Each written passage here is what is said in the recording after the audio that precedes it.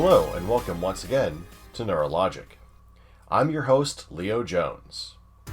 I hope you had a productive and enjoyable Autism Acceptance Month, whether you spent it creating, advocating, protesting, debating, or even just existing. However, despite our best efforts, there seems to be a consistent pattern every April, one that does not reflect an accurate representation of autism or autistics. Have you noticed it? Perhaps you're already aware, or maybe you just aren't fully cognizant of it. What I'm referring to is tokenism, specifically the tokenization of autistics. Think of the autistic faces representing autism charities. What do they look like? Do they look like you? Do they communicate like you? Are they representative of your thoughts, opinions, and experiences? Or do they better fit the stereotypical mold of behavior, opinion, and compliance? Isn't it interesting that when neurotypical parents, staffers, and professionals in the autism community seek out autistics to talk at certain events, they often choose those who are viewed as safe or non-controversial, in other words, shiny? And why is it that it's always young, straight, single, white males? Where are the women? Where are the people who are not white? Where are the LGBTQIA individuals who make up a significant margin of autistics? Perhaps I'm coming across a bit too harsh. Some of you may be offended by my use of the word shiny in reference to autistics that are allowed to represent certain autism organizations. In fact, there may be a couple of you listening that do fit that characterization and do not believe that you are tokenized. But how do you really know? Even when engaging in activism and advocacy, it's not entirely obvious when you're being genuinely valued or when you're being stigmatized and admonished. Here are some signs you might be an autistic token. Words and phrases like inspiration, amazing, or well put together get thrown around in your presence. This may happen a lot when you meet up with someone who isn't very familiar with too many autistics, and what they expect is not what they see in front of them. If you can dress yourself, if your shoes are tied, if you are clean, if you are, manicured and trimmed and looking professional, then somehow this is the exception, not the rule. And while I understand that there are autistics who are not able to dress professionally due to the way it feels, due to the stiffness of the clothes or the stifling of certain items, at the same time, deciding that on a basis of being well put together is a clue about someone being autistic is really quite inflammatory and really also rude. But that's actually kind of the least of those phrases out there. Using inspiration or amazing. Amazing is pretty bad, but for the most part, I try to let that go because people use amazing for everything these days. These avocados are amazing. This new thing by Google is amazing. Oh, your clothes are amazing. This game is amazing. It's used everywhere. So it's easier to let that one go, but the one I can't let go of is inspiration. That is very, very tokenizing. You're an inspiration. Oh, really? I'm an inspiration. As Josh Blue joked about when he was told, "You're such an inspiration. I'm going to the liquor store. Are you inspired?" And I don't quite get what's so inspiring about my existence. I don't quite get it. Is it that I'm doing all the adult things that I'm expected to do? Is it that I'm doing them because I believe I should be doing them, that I should be paying my bills, that I should be taking care of these things, and I've created a way for me to be able to accomplish them without getting burned out or running out of spoons? Is that the inspiration part? I'm never quite sure when people say that. And it has become so much of an occurrence that I visibly wince when someone says you're an inspiration. It really, really, really just, it is so stigmatizing and discriminatory, because what comes of that? Oh, I'm an inspiration. That's great. Should I go to the inspiration bank and make a withdrawal? Should I write this down on my resume that I'm an inspiration as part of my qualifications? There is nothing that being an inspiration does to truly further one through life, to improve their quality of life. It's better actually for the people surrounding them that decide to call them an inspiration. It benefits everybody else but you. So I really do see words and phrases like this, it's an inspiration, amazing, well put together, is extremely stigmatizing. Here's another sign. You've been the recipient of a card shower or promposal. Double if it gets featured on the news. I've talked about this previously. I am very much tired, and I was already tired after the first card shower, but it seemed to grow further because, thanks to the power of the internet, thousands of people can get together and mail cards en masse to someone they've never even met or heard of until they saw a news story about them. We all know what card showers are about. Some kid, ranging in age from 4 years old to 18 years old, either tries to hold a birthday party or holds one and nobody RSVPs, nobody shows up, and they feel really sad. And the parents or an aunt or an uncle or someone else sees this and thinks, wow, this is really sad. I want to find a way to cheer them up. So instead of explaining why people didn't show up to their birthday party or didn't RSVP, they reach out to the internet and post a picture of the boy or girl crying and they're autistic and they don't understand, so let's make them feel better and let's send out a bunch of cards. And so they all get together and buy birthday cards and send them to an address, and next thing you know, the kids got huge pallets full of birthday cards from people that they've never met before. And yet, the fundamental misunderstanding, the fundamental problem is not fixed. The symptom is addressed, but not the entire issue. It's a bit like addressing fibromyalgia by saying, well, here's a cold compress, or here's some icy hot. This should solve your problem. It doesn't address the underlying issue. It just addresses the symptoms. And this happens all too often with autistic people, especially kids, because we want to stop them from feeling what they're feeling instead of explaining why they feel that way. If it's hard to understand or get emotions in regards to autistic people, if we're having such a hard time understanding these things, wouldn't this be a great opportunity to use this as an example? If this is traumatic, if this is going to be a poignant memory, why not use it as a great way to teach, to educate? Because they will remember this moment. They will think about it. But then they will remember, yeah, nobody showed up because this or that or something else. Or, my birthday was the weekend of Christmas, so everybody was at home with their families. They're not going to show up to my party. There's a reasonable explanation for a lot of this, and there's also an emotional explanation for others.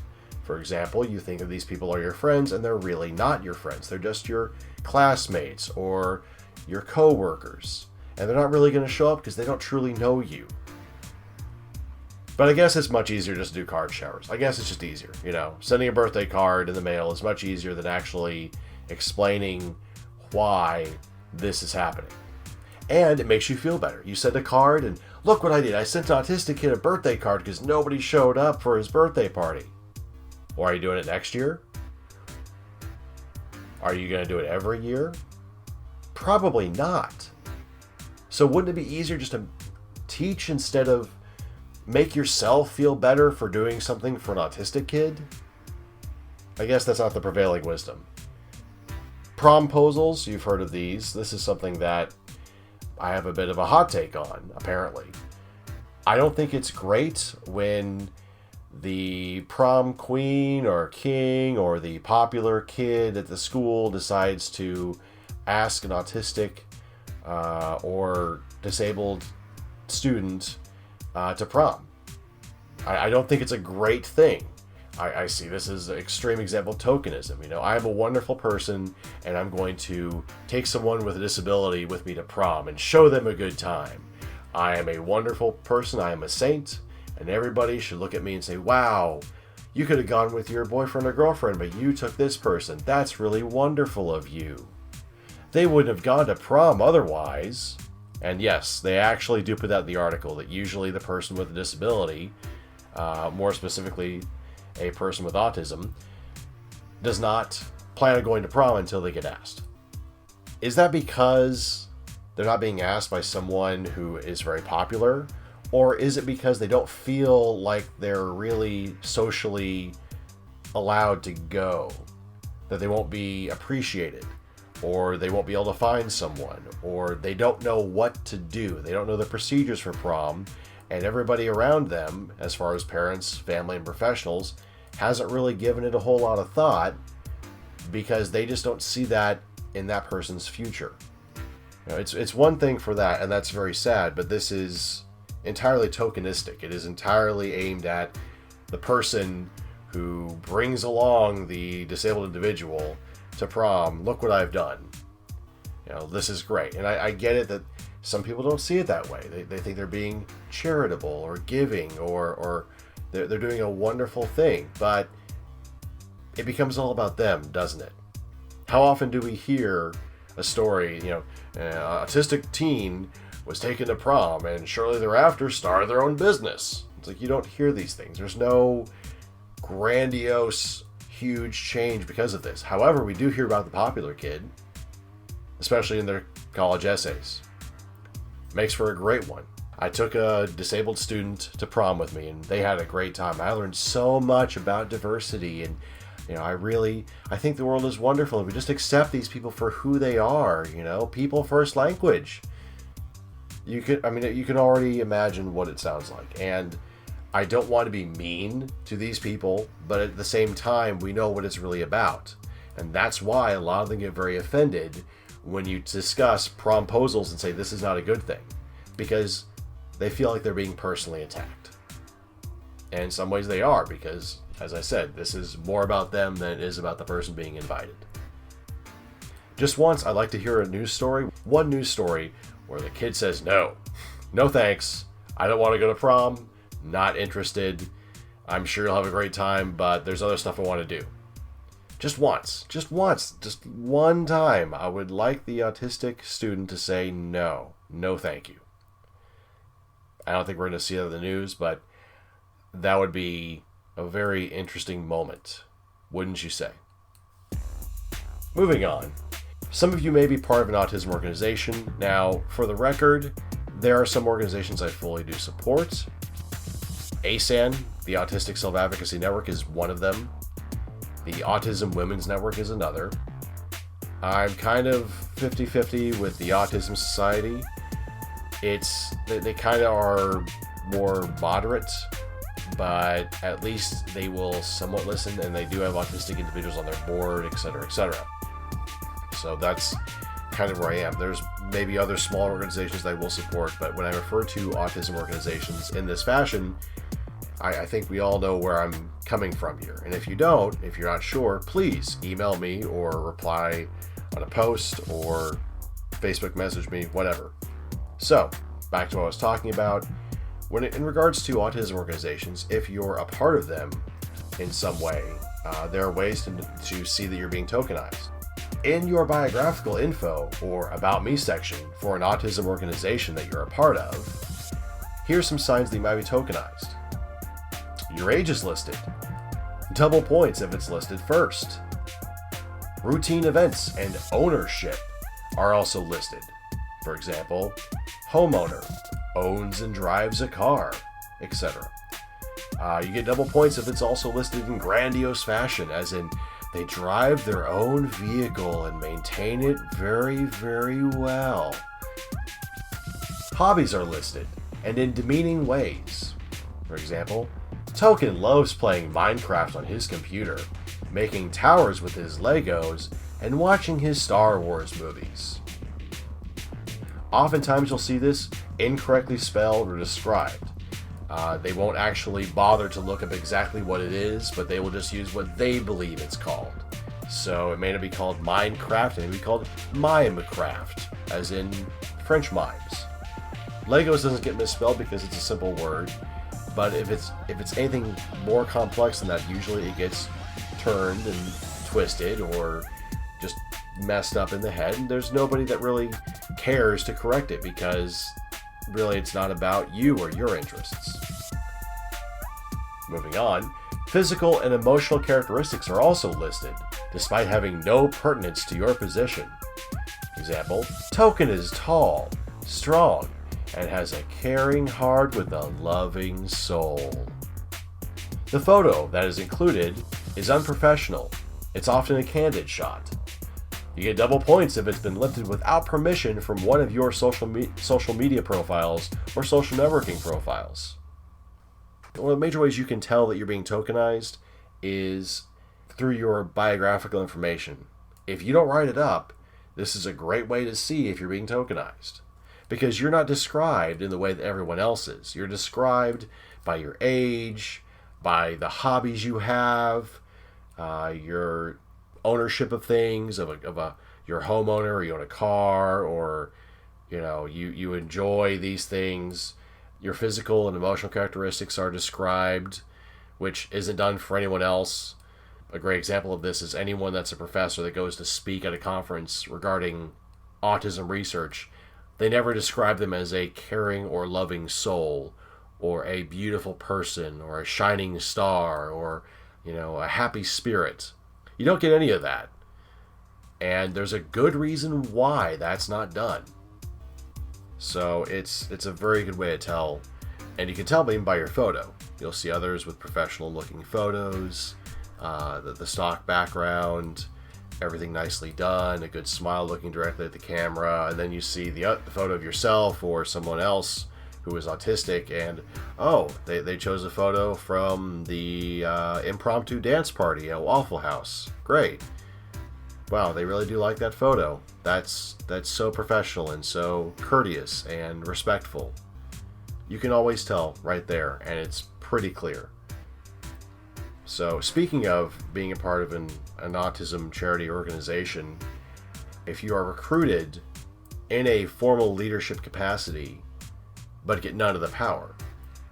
So if you have a title or position, the duties you get are largely symbolic or relegated to basic office work, such as stuffing envelopes, folding letters, cleaning, dusting, organizing paperwork, putting things away, pushing chairs back in tables, etc., etc. I mean, this is designed to give neurotypicals leading various autism charities sort of a veneer of being accepting and even champions of autistic individuals through the recruitment and use of autistics as props. You can see this when Autistic is brought on board to be the face of an organization, yet most of the staff are going to keep the actual authority. They encourage the autistic individual to provide personal stories of hardship and suffering to boost fundraising and sell the idea that autistics, lead the organization and they're the reason for the organization's existence. You're a hero, a miracle, a trailblazer, an autism success story. Just don't expect an opportunity to speak. In other words, lots of lip service, but no action or offer of legitimacy. And this happens a lot. You can be recruited into that, but then you don't have any say. You may have voting power. You may speak on a board or at a meeting, and people will just stare blankly at you as you continue on about something that's very legitimate. And, that's very nice. And moving on, and they just go on with whatever they're doing, even if you're on the agenda. Which, I actually forgot to put this in my notes, but another way you can tell is if you're not really added to the agenda, even though you brought up something you want to talk about. Or you're at the bottom of the agenda, when everybody wants to leave and you're telling everybody when the next meeting date is. Oh, by the way, Jake has something he would like to say. That's a great way of showing that you're being tokenized. Nobody really wants to listen to you that much. You're not at the beginning of the meeting. You're not in the middle. you've just been relegated to the bottom part of the agenda, and at the end of the meeting, when everybody's going to be packing up and getting home because they don't want to be there anymore. Another way to tell, the organization doesn't pay you. You and your fellow autistics are volunteers, but all the paid staff are neurotypical. How many of us have experienced some charity or nonprofit asking autistics to share their experiences without pay, even though such stories have a direct financial benefit for that group? Now, I know, before you get riled up, I know, not every group can pay everyone. Yet I am positively sure that few, if any, professionals with a series of letters by their names is ever invited to speak without financial compensation for at least travel, lodging, or even food and drink. This is one that is a big battle that's going on that's not being talked about, because there are actually autistic professionals who have PhDs, master's degrees, loads of academic experience, but time after time there are people who will invite them, say, no, come speak, you seem great and wonderful and you have a PhD, and they won't offer compensation. Yet the medical doctor or the psychologist or the psychiatrist or the therapist are all compensated in some way. They may not get paid, but they're paid for their travel or their lodging or their food and drink, instead of being compensated with something as token as a cookie. If you listen to a couple episodes ago when I had Elizabeth on, and she discussed how they tried to invite her to speak and said, well, we can't pay you, but we can give you a cookie. And they legitimately meant a cookie, like an actual cookie. They weren't being sarcastic or being rude. They actually meant a cookie. So you are being tokenized if they don't want to pay you for this, if they refuse to compensate you in some way for your time. And your time is valuable, regardless of what other people will say. Your time is truly valuable. What you have to say is valuable. If they want you to speak, if they invite you to speak, or they accept your presentation whenever you submit it to a call for presentations, if they accept it, then clearly what you have to say has value, and you should be compensated commensurately.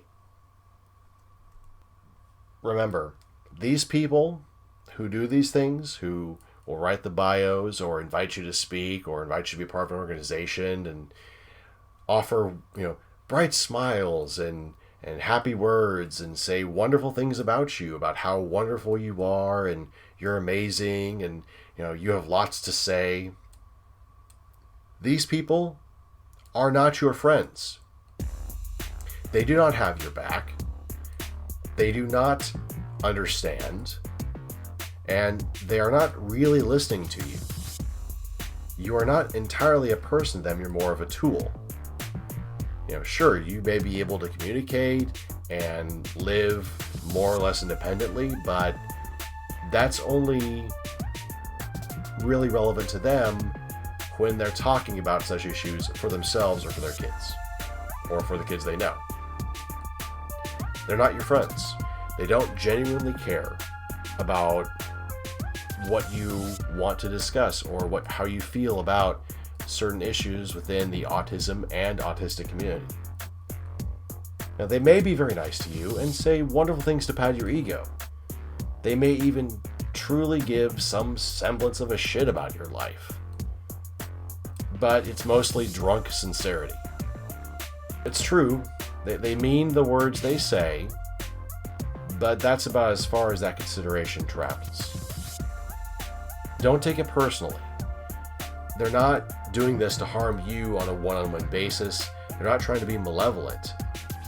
It's just that this is the way they were taught by their families.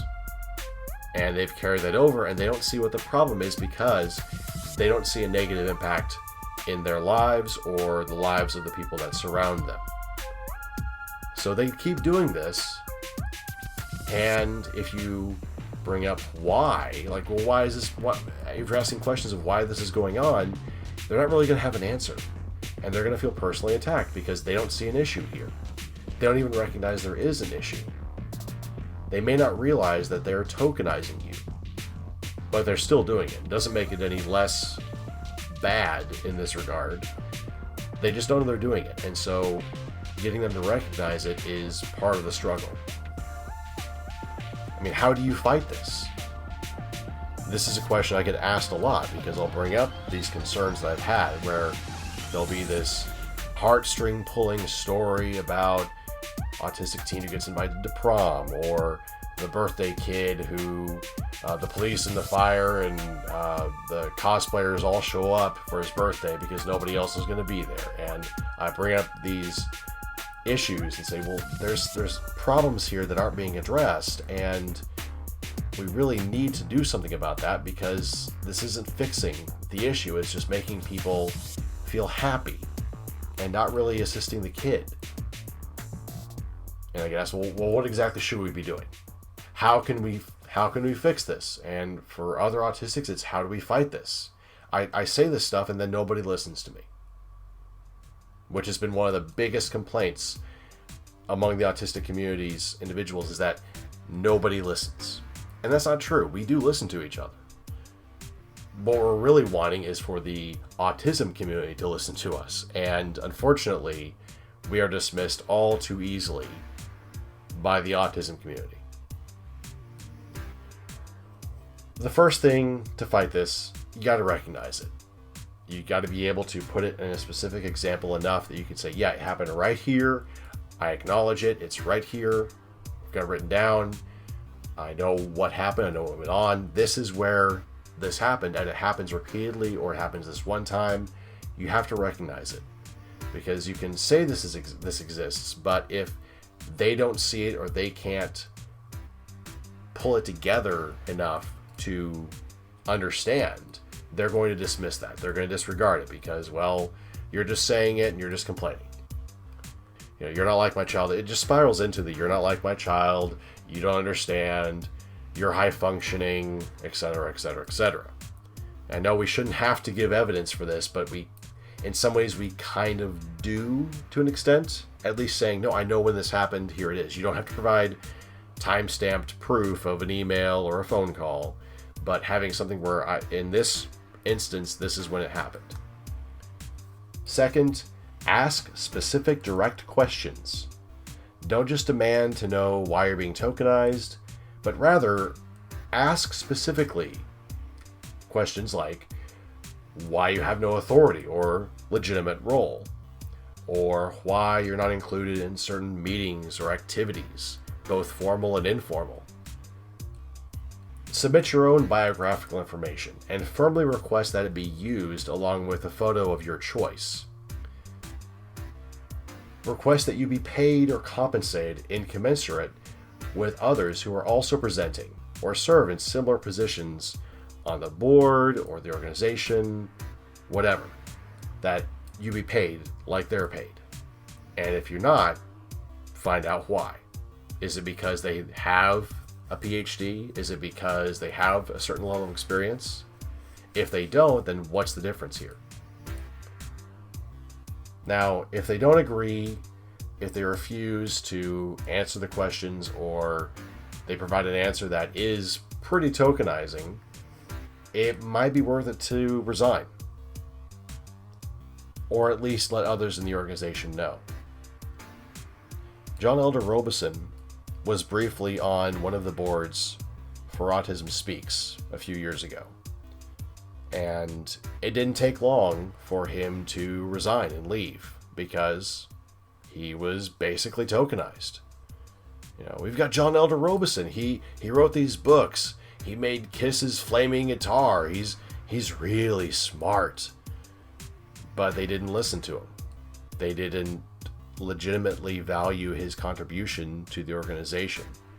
And it happened enough that he got fed up and left. And he published a public resignation about this.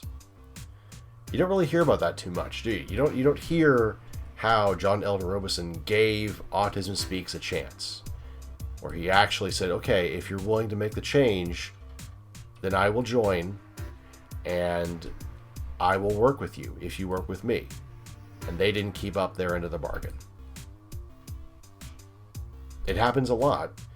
I'm sure this isn't the first time. I'm sure that some of you who are listening have experienced this, that every time you get invited to serve on a board or serve in an organization or present or speak or in some ways be a part of a group, inevitably they won't listen to you. There is a point where they stop listening, where they just kind of blank out and they don't want to make an effort to pay attention, I guess. I'm not really sure what happens in their brains. What I do know is that you are basically tokenized. It's, oh yeah, Jill's a part of our board. She's autistic.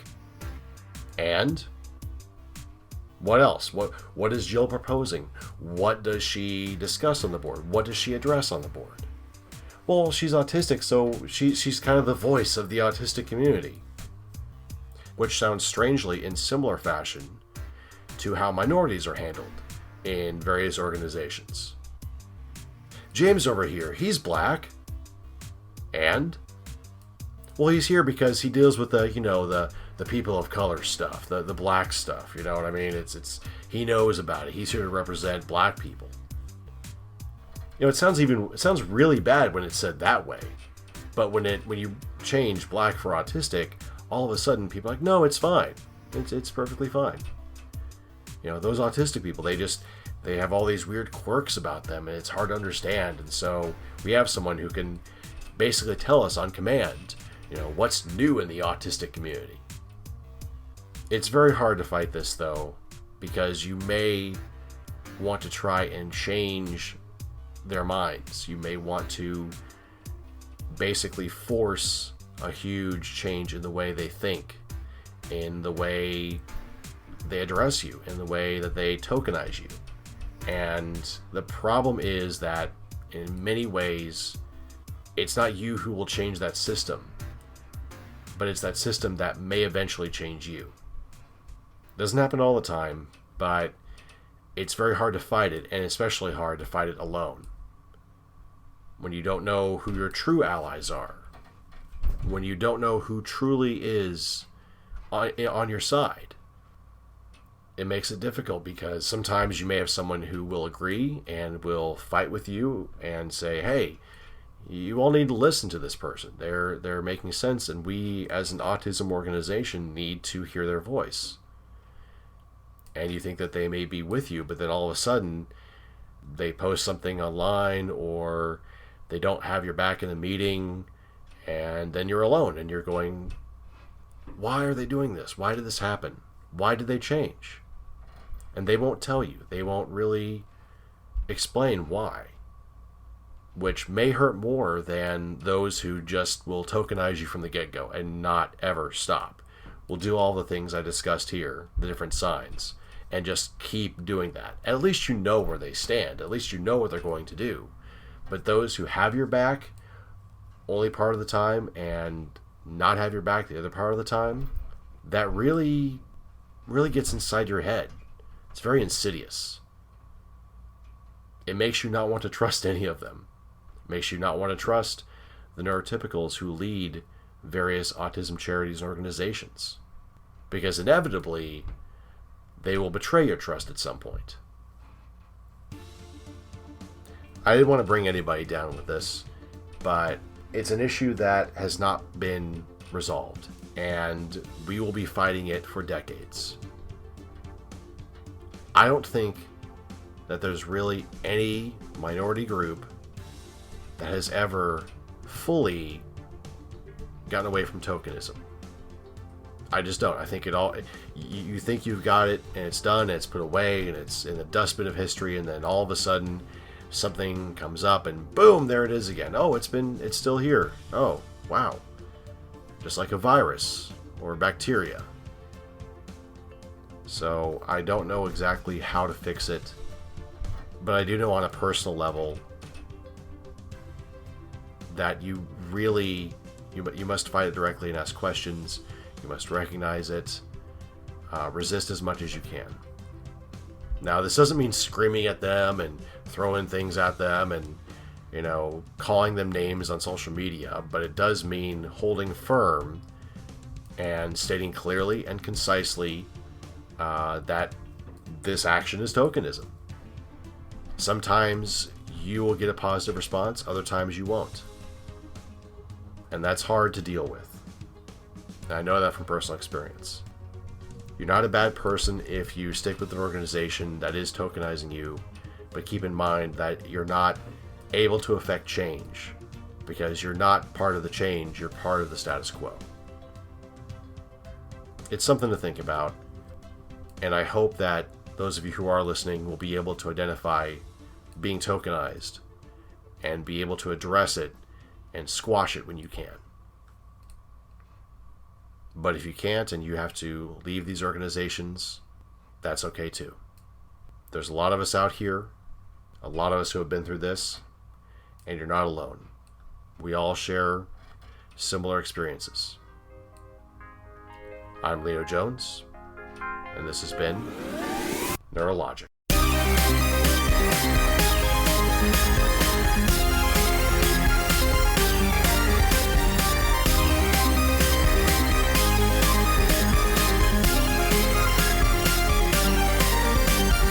Neurologic is licensed under a Creative Commons Attribution Non-Commercial No Derivatives 4.0 International License. To view a copy of this license, visit creativecommons.org/licenses/by-nc-nd/4.0 or send the letter to Creative Commons, P.O. Box 1866, Mountain View, California 94042, USA. Neurologic uses the song Furious Freak, created by Kevin MacLeod, for its intro and outro music. Visit him at incompetech.com. Furious Freak is licensed under Creative Commons by Attribution 3.0 license, creativecommons.org/licenses/by/3.0. You can reach Leo Jones and Neurologic by email at neurologicpodcast@gmail.com.